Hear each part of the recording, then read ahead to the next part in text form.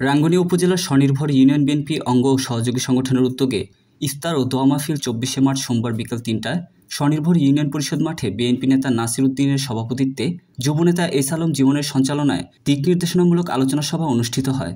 এতে প্রধান অতিথি হিসাবে বক্তব্য রাখেন চট্টগ্রাম উত্তর জেলা বিএনপির যুগ্ম আহ্বায়ক মোহাম্মদ ইউনুস চৌধুরী। প্রধান বক্তা হিসেবে বক্তব্য রাখেন রাঙ্গুনিয়া উপজেলা বিএনপির আহ্বায়ক অধ্যাপক কুতুবুদ্দিন বাহার।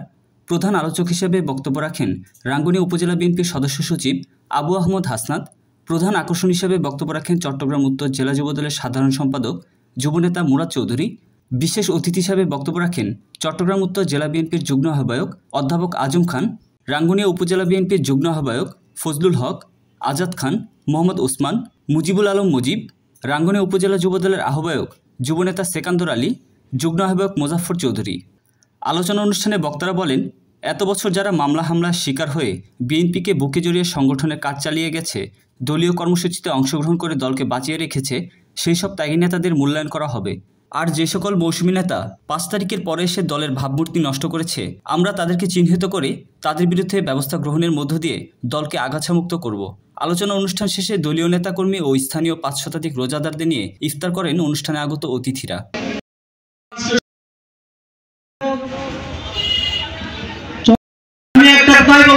সেনাপ্রধান কি বলেছে, এই বাংলাদেশ জাতীয়তাবাদী দলে এখন এক বাংলাদেশ জাতীয়তাবাদী দল হচ্ছে গণমানুষের দল, এই দল মানুষের দল।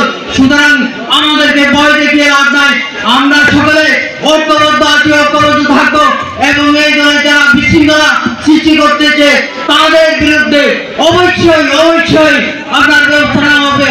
এইগুলো সকলকে আপনারা ভালো দেখছেন। আমি আসতেছি, আরে বাবারে আমরা অনেক কিছু দেখলো, বড় একটা গাছ দেখলো, বড় একটা শাক পুকুর, বড় একটা পায়খানা দেখলো, বড় একটা নাম দেন শাকরাহানা পায়খানা, বঙ্গবন্ধু পায়খানা। আমি একটা কথা বলতে চাই, আজটা অনেক দেখতে পারে,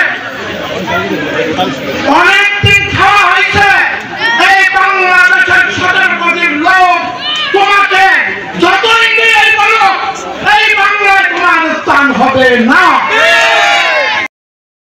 জনতা জনাব তারেক রহমান কর্তৃক যে 31 দফাগুলো উল্লেখ করা হয়েছে, আপনারা এই ইউনিয়ন বিএনপির সকল নেতা কর্মীরা ঘরে ঘরে গিয়ে সকল ঘরে গিয়ে আমাদের 31 দফার সম্পর্কে আপনারা অবহিত করবেন। পাশাপাশি আরেকটি কথা বলতে চাই, ইদানিং কয়েকদিন ধরে বাংলাদেশের বিভিন্ন ফেসবুকের মাধ্যমে আমরা দেখছি স্বৈরাচার নাকি আবার বাংলাদেশে ফেরত আসছে। আপনাদের বলতে চাই, বিশ্বের কোন ইতিহাসে যে স্বৈরাচার সরকার একবার পতন হয়েছে, সেই স্বৈরাচার আর কখনো সগৌরবে ফিরে আসতে পারেনি। করতেছে তাদের এখন আইনের আওতায় আসে নাই। আমি আর কি দুঃখের সাথে বলতে হয়, আমাদের আদেশের জনক আমাদের আবেগ শহীদ রাষ্ট্রপতি জিয়া রহমানের মাজারে যারা বিগত দিনে যারা মিছিল করেছে, সেই গডফাদার এখনো আইনের আওতায় আসে নাই।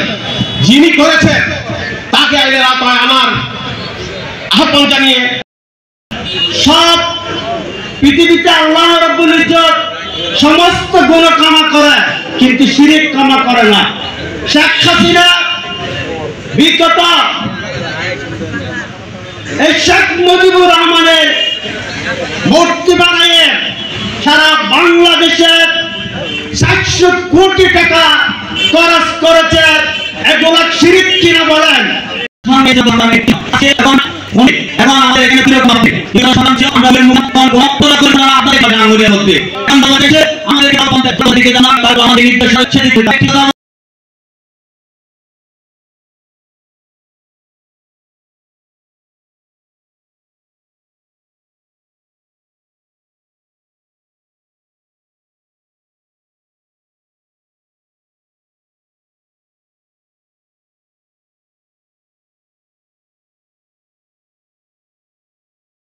আজকে আন্দোলন সংগ্রামের মধ্য দিয়ে পৃথিবীবাসী সরকারের পরিণত হয়েছে। আমাদের যে কোনো মূল্যে এই ঐক্য ধরে রাখতে হবে।